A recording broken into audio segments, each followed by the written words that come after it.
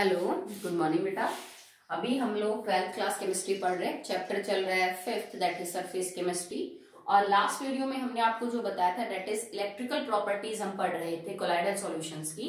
और मैंने आपसे बोला था कि colloidal particles are charge whether it is positive और नेगेटिव, एंड वाटर को डिस्पर्शन मीडियम मान के हमने कुछ कोलाइडल पार्टिकल्स का चार्ज देखा था कि कौन पॉजिटिवली है और कौन नेगेटिवली चार्ज है। ठीक है, अब हम उसी टॉपिक को आगे कंटिन्यू कर रहे हैं। और चार्ज होता है ये तो हमने आपको बता दिया, अब उसके रीजन क्या है।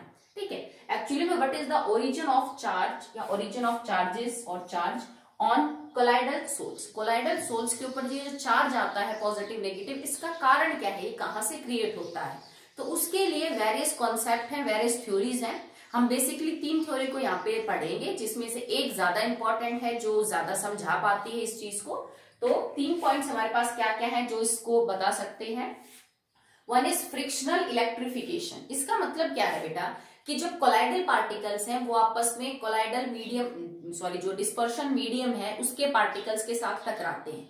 कोलाइडल पार्टिकल डिस्पर्शन फेस का पार्टिकल मीडियम के पार्टिकल के साथ लगातार टकराते रहते हैं, वो एक दूसरे के साथ लगातार रगड़ खाते रहते हैं। और इस नाते वो आपस में जो म्यूचुअल रबिंग करते हैं उससे उनके ऊपर चार्ज क्रिएट होते हैं। तुमने लोअर क्लासेस में एक्सपेरिमेंट किया होगा ना, हमने सिल्क के कपड़े को ग्लास रॉड के ऊपर रब किया था, हमें कंघी को अपने सर के अंदर रब करते हैं। ठीक है, उसके बाद वो पेपर के पीसीस को अपनी तरफ अट्रैक्ट करती हैं, तो आप रबिंग से चार्ज क्रिएट होता है। तो पहली थ्योरी तो ये कहती है द फ्रिक्शनल इलेक्ट्रिफिकेशन, कि आपस में डिस्पर्शन फेज और डिस्पर्शन मीडियम के पार्टिकल रगड़ खाते हैं, फ्रिक्शन होता है, घिसते हैं आपस में वो, and that's why they will create charge. Okay, so this is that point. Second, electron capture. ये मेथड क्या कहता है कि जो पार्टिकल्स हैं वो एटमॉस्फेयर से, हवा से इलेक्ट्रॉन को कैप्चर करते हैं और उसके बाद उनके ऊपर चार्ज आता है। जैसे एक मेथड पढ़ा था हमने, ब्रिग आर्क मेथड, जिसमें हमने गोल्ड, सिल्वर और प्लेटिनियम, इनके हमने कोलाइडल सोल्स बनाए थे। ठीक है, मतलब हमने उनके इलेक्ट्रोड्स बना के उनको इलेक्ट्रिसिटी दी थी, उनके वेपर बन गए थे। ठीक है, तो ऐसा भी हो सकता है कि एटमॉस्फेयर में से कोई इलेक्ट्रॉन जो है वो सॉल्यूशन कैप्चर कर ले, तो इसकी वजह से भी उसके ऊपर चार्ज क्रिएट हो सकता है। Okay, now the last important theory is preferential adsorption theory. ये क्या कहती है कि जब आप, ये स्पेशली बेटा देखो इसकी एक लिमिटेशन भी समझ लो आप, कि आप ये थ्योरी समझा सकते हो फॉर आयनिक, अगर आपके पास कोलाइडल सॉल्यूशन है, if you have ionic colloidal sols. ठीक है, ऐसा सोल होना चाहिए दैट इज आयनिक। ठीक है, तो उस केस में होता क्या है बेटा कि ये जो आयन्स है ना, ये अपनी ही आयन से कॉमन कोई दूसरी आयन बाहर मीडियम में से एब्जॉर्ब कर लेती है अपने ऊपर और चार्ज क्रिएट हो जाता है। ठीक है, जैसे इसका एक एग्जांपल हम समझेंगे। आपने AgI के जो है वो पीपीटी बनाया और इस पीपीटी से मेरे को कोलाइडल सॉल्यूशन बनाना है AgI का, और the method is known as peptization. ठीक है, पेप्टाइजेशन बोलेंगे इसको, याद होगा आपको। अगर किसी रिएक्शन में मैंने AgI के पीपीटी बनाए, फ्रेशली प्रिपेयर्ड जो प्रेसिपिटेट है उनको डिस्पर्शन मीडियम में मिक्स करके आपने कोलाइडल सॉल्यूशन बनाया, इस प्रोसेस को हमने बोला पेप्टाइजेशन। अब होता क्या है, आपने AgI को बनाने में ये रिएक्शन यूज की, AgNO3 aqueous प्लस में KI aqueous gets converted into AgI solid and KNO3 aqueous। आपने इस रिएक्शन को यूज करके AgI के पीपीटी बनाए, उसके बाद पेप्टाइजेशन के थ्रू आपने क्या कर लिया बेटा, उनको कोलाइडल सॉल्यूशन के अंदर कन्वर्ट कर लिया। ठीक है, चलिए, पर उससे पहले जो AgI के पीपीटी बनेंगे, इसमें अगर आपने देखो बराबर अमाउंट में लिया है, जैसे जितना AgNO3 पर मोल चाहिए था KI की रिएक्शन के लिए उतना ही लिया तो ठीक है। बट अगर आपने इन दोनों में से कोई भी चीज एक्सेस में ले ली, मान लीजिए कि आपने यहाँ पे KI एक्सेस में लिया है, अब इसका मतलब क्या हुआ कि अगर आप जैसे इस रिएक्शन को बैलेंस ही कर लीजिए, चलिए आई थिंक बैलेंस है, ठीक है, इसका ये मतलब हुआ कि AgNO3 के 1 मोल के लिए मुझे 1 मोल KI चाहिए, तब जाके वो रिएक्शन करके 1 मोल AgI और 1 मोल KNO3 बनेगा। मान लो तुमने इसका तो 1 मोल ले लिया, पर इसके तुमने ले रखे हैं 3 मोल। अब 1 मोल के साथ 1 मोल तो रिएक्ट कर जाएगा, तो बच कितने जाएंगे, 2 मोल। मतलब 2 मोल अभी भी तुम्हारे पास सॉल्यूशन में बचे हुए हैं। ठीक है, तो होगा क्या ना कि ये मान लीजिए आपके पास AgI का कोलाइडल पार्टिकल, हमने इसके प्रेसिपिटेट्स को कोलाइडल पार्टिकल बनाया, ठीक है।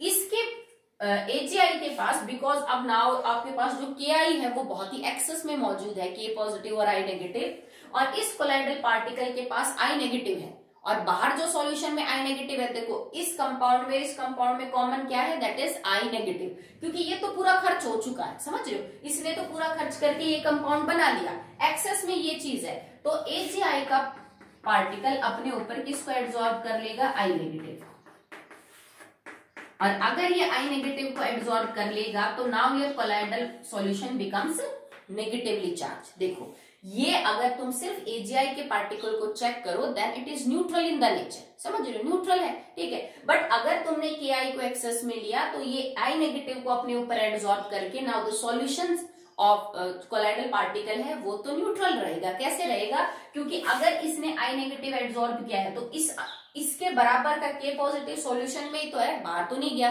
तो सॉल्यूशन तो इलेक्ट्रिकली न्यूट्रल है, पर जो कोलाइडल पार्टिकल है उसने तो नेगेटिव आयन को एब्जॉर्ब किया ना, तो वो तो कैसा चार्ज हो गया, now it becomes negatively charge. समझ रहे हो, ये एक थ्योरी है कि कोलाइडल पार्टिकल अपने फॉर्मूले में जो आयन कॉमन है, बाहर अगर उसको वैसी कोई आयन मिलती है तो वो उसको अपने ऊपर एब्जॉर्ब कर लेता है, और इस हिसाब से फिर उसके ऊपर चार्ज आ जाते हैं, ठीक है। अगर मान लीजिए आपके पास सेम रिएक्शन हो but now your AgNO3 is in the excess, अब आपने AgNO3 को एक्सेस में ले लिया तो ये रिएक्शन कैसी होगी।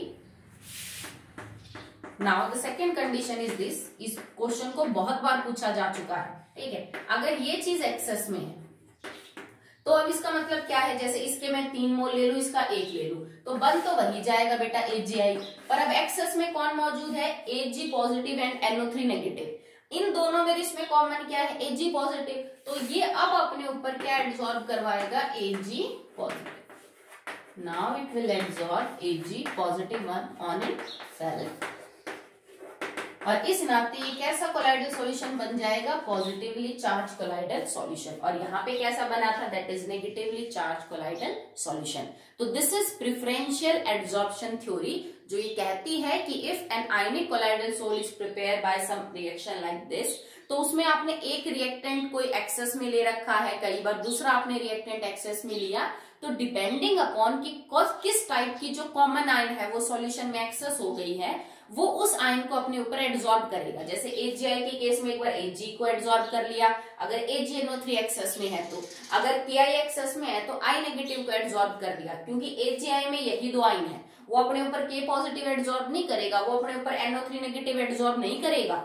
अगर यहां से I नेगेटिव एब्जॉर्ब किया तो K पॉजिटिव सॉल्यूशन में रहेगा न्यूट्रलिटी को मेंटेन करने के लिए, अगर यहां से Ag पॉजिटिव का एब्जॉर्ब किया तो NO3 नेगेटिव सॉल्यूशन में रहेगा न्यूट्रलिटी को मेंटेन करने के लिए, but your colloidal particle will carry charge. तो देखो वही same colloidal particle AgI can be negatively charge, can be positively charge, ठीक है। मैंने कल भी आपको यही समझाया था, कल जो मैंने आपको पॉजिटिव नेगेटिव चार्ज समझाया, that will according to water as dispersion phase, ठीक है, मीडियम सॉरी, और वाटर के लिए भी चार्जेस अलग अलग होते हैं, ये नहीं है कि वाटर हमेशा पॉजिटिव है, डिपेंडिंग अपॉन आपने कोलाइडल पार्टिकल क्या लिया है, डिस्पर्शन मीडियम जो पानी है वो भी कभी पॉजिटिव और कभी क्या हो सकता है, नेगेटिवली चार्ज हो सकता है। तो जैसे ये कभी पॉजिटिव चार्ज हो गया अगर ये AgNO3 एक्सेस में है, और अगर Ki एक्सेस में है then it will become the negatively charge colloidal particle, okay.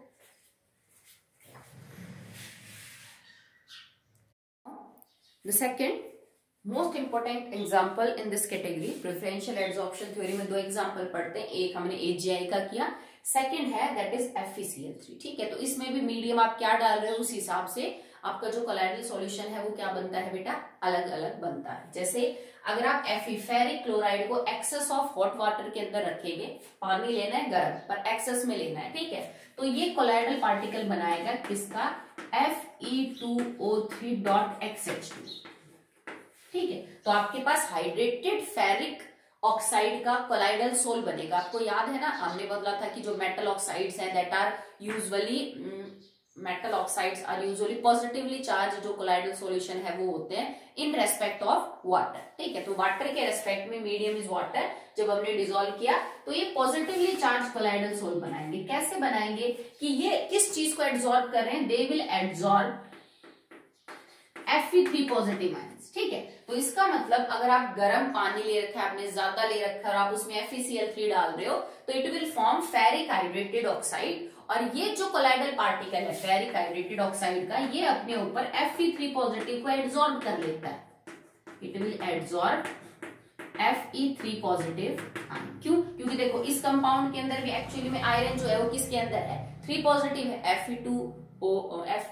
Fe2O3 के अंदर iron is +3 in oxidation state, तो बाहर Fe जो Cl3 है इसमें भी आयरन क्या है, +3 ऑक्सीडेशन स्टेट में है। तो आप क्या करोगे, इस जो Fe3 पॉजिटिव है that will absorb on the colloidal particle of Fe2O3.XH2O, और इस नाते आपके कोलाइडल सॉल्यूशन को चार्ज कैसा मिलेगा, पॉजिटिव। अगर आपने यही चीज की FeCl3 + NaOH, कि आपने फेरिक क्लोराइड को NaOH के अंदर डिसॉल्व किया है, तो सेम आपका कोलाइडल सॉल्यूशन बनेगा Fe2O3.XH2O, but now it absorb OH negative ion itself. अब ये अपने ऊपर जो NaOH है उसमें से OH नेगेटिव आयन को क्या कर लेगा, एब्जॉर्ब कर लेगा। Na positive will remain in the solution to maintain electrical neutrality, but क्योंकि अब इसने OH नेगेटिव आयन को अपने ऊपर एब्जॉर्ब किया है तो now the colloidal solution will be negatively charge. समझ रहे हो आप? ठीक है, तो depending upon medium, depending upon उसने कौन सी आयन एब्जॉर्ब करी है, वही कोलाइडल पार्टिकल एक बार पॉजिटिव और एक बार नेगेटिवली चार्ज हो सकता है। जैसे पीछे AgI और यहाँ पे फेरिक हाइड्रेटेड ऑक्साइड जो है वो एक बार पॉजिटिवली चार्ज है, एक्सेस ऑफ हॉट वाटर, और अगर NaOH आपने ले रखा है then it is become negatively charge. ठीक है, अब ये तो 3 थ्योरी है जिसमें सबसे अच्छी यही एक्सप्लेन करती है, बट एक दो थ्योरीज और भी है जिन्होंने कोशिश की इस पॉइंट को एक्सप्लेन करने की कि चार्ज कैसे जो है वो ओरिजिनेट हुआ ऑन कोलाइडल पार्टिकल। ठीक है, तो एक थ्योरी कहती है कि मॉलिक्यूल्स एग्रीगेट होते हैं तो भी चार्ज डेवलप होता है। इसके लिए आप सोप मॉलिक्यूल या डिटर्जेंट का जो एग्जांपल है वो ले सकते हो। जैसे मान लीजिए आपने साबुन का फॉर्मूला लिखा RCOONA, ठीक है, और जैसे ही पानी के अंदर जाता है, अगर आपने वो एक particular concentration that is CMC और temperature is Krafft temperature above that, तो ये मॉलिक्यूल यूं टूटेगा RCOO नेगेटिव प्लस में Na पॉजिटिव। ठीक है, भाई Na पॉजिटिव जो है वो सॉल्यूशन के अंदर चला जाता है, और ये बहुत सारी नेगेटिवली चार्ज जो आयंस है वो आपस में इकट्ठी हो जाती है टू फॉर्म द मिसल। ठीक है, तो इस नाते भी आपका जो कोलाइडल पार्टिकल है सोप का that will carry the charge negative. ठीक है, क्योंकि जैसे ही आपने साबुन को पानी में डाला, ये तो एक इलेक्ट्रोलाइट है, RCONA पानी में जाते टूट जाएगी, RCO negative aqueous and Na positive aqueous. अब ये जो नेगेटिवली चार्ज पार्टिकल्स बच गए ये आपस में 100 या उससे ज्यादा इकट्ठे होंगे to form micelle and that will carry the charge negative. ठीक है, तो ऐसा भी हो सकता है। एक और थ्योरी भी है जो एक्सप्लेन करती है कि चार्ज कैसे ओरिजिनेट होगा। ये होता क्या है कि कई बार कुछ कोलाइडल पार्टिकल्स होते हैं जो किसी पर्टिकुलर कंपाउंड को, मॉलिक्यूल को अपने ऊपर एब्जॉर्ब कर लेते हैं। ठीक है, और उसके बाद वो मॉलिक्यूल वहां पे डिसोशिएट होता है टू गिव द चार्ज। जैसे फॉर एग्जांपल आपके पास आर्सेनिक सल्फाइड है, एक आर्सेनिक सल्फाइड का कोलाइडल पार्टिकल है और उसके ऊपर H2S का जो मॉलिक्यूल है वो क्या हो जाता है, एब्जॉर्ब हो जाता है। इसके ऊपर अगर ये H2S के कांटेक्ट में आता है तो H2S मॉलिक्यूल गेट एब्जॉर्ब, और ये मॉलिक्यूल एब्जॉर्ब होके इस आर्सेनिक सल्फाइड के सरफेस के ऊपर डिसोशिएट हो जाएगा। ठीक है, जैसे पहले तो एब्जॉर्ब होगा, देन इट डिसोशिएट, और ये डिसोशिएट किसमें होगा, H2S, it will convert into 2H positive plus में S2 नेगेटिव पे प्रोटॉन रिलीज कर देगा और क्या कर देगा, S2 नेगेटिव रिलीज कर देगा। ठीक है, अब ये जो प्रोटॉन है दैट विल लॉस्ट, ये तो चले जाएंगे सॉल्यूशन में, H पॉजिटिव विल लॉस्ट, और आपका जो S2 नेगेटिव है दैट विल रिमेन इंटैक्ट, और इसी वजह से जो आर्सेनिक सल्फाइड है उसको चार्ज कैसा मिल जाएगा, नेगेटिव। ठीक है, इसने H2S को अपने ऊपर एब्जॉर्ब किया, एब्जॉर्ब होने के बाद H2S डिसोशिएट हुआ into H positive and S2 negative, H positive release हो जाएगा सॉल्यूशन में, S2 नेगेटिव रह जाएगा, और इस S2 नेगेटिव के रहने की वजह से now the colloidal solution will be negatively charge. ठीक है, तो ये हमारे बेसिक से 5 यूं समझ लीजिए थ्योरीज थी जिन्होंने एक्सप्लेन करने की कोशिश की that how charge is originated on the colloidal particles. Okay,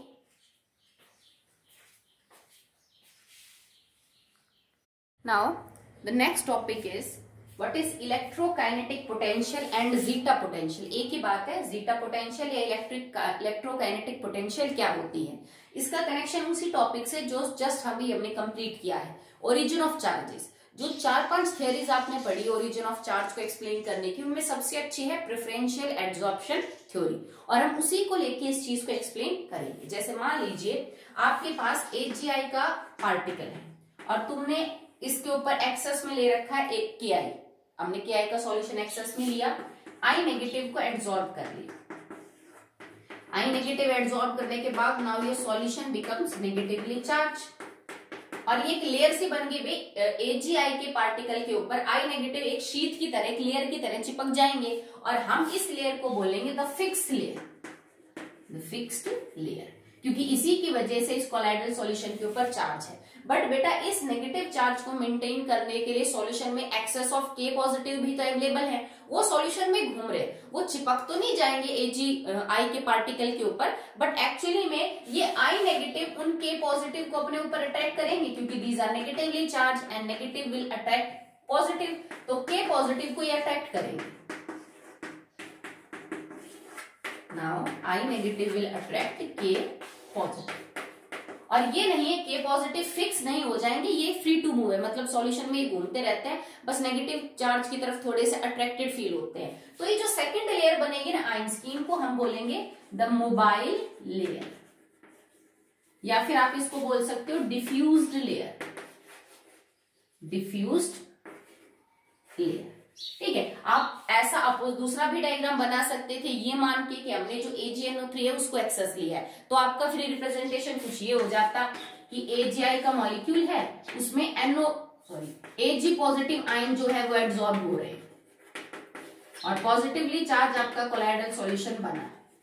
ठीक है, फिर इस आयन को हम क्या बोल देते हैं, हम इसको बोलते हैं द फिक्स लेयर। ठीक है, फिर इसको मेंटेन करने के लिए बाहर सॉल्यूशन में जो NO3 नेगेटिव आयन है उनको ये अट्रैक्ट करता, तो फिर आपकी बनती दैट इज डिफ्यूज्ड, या फिर आप इसको बोलेंगे मोबाइल लेयर, NO3 नेगेटिव ये बन गई। ठीक है, किसी भी तरह का आप बना दीजिए, मर्जी आपके एक्सप्लेन करने के लिए। ये जो दो लेयर बनी, एक ये वाली जो बिल्कुल पार्टिकल के ऊपर है जिसकी वजह से उसको चार्ज मिल रहा है, that is a fix layer, और इसके ऊपर जो लेयर बनेगी जो अपोजिट चार्ज सॉल्यूशन को अट्रैक्ट करते हैं सॉल्यूशन में से, उसको हम बोलेंगे मोबाइल या फिर डिफ्यूज लेयर। जो पोटेंशियल डिफरेंस अराइज होता है इन दो लेयर्स के बीच में, negatively and positively and negatively charge, in diffused और ये जो फिक्स लेयर है इनके बीच में जो पोटेंशियल डिफरेंस अराइज होता है, उसी पोटेंशियल डिफरेंस को हम क्या बोलते हैं, द इलेक्ट्रोकाइनेटिक पोटेंशियल और द जीटा पोटेंशियल। ठीक है, और ये जो दो लेयर्स हो रही है,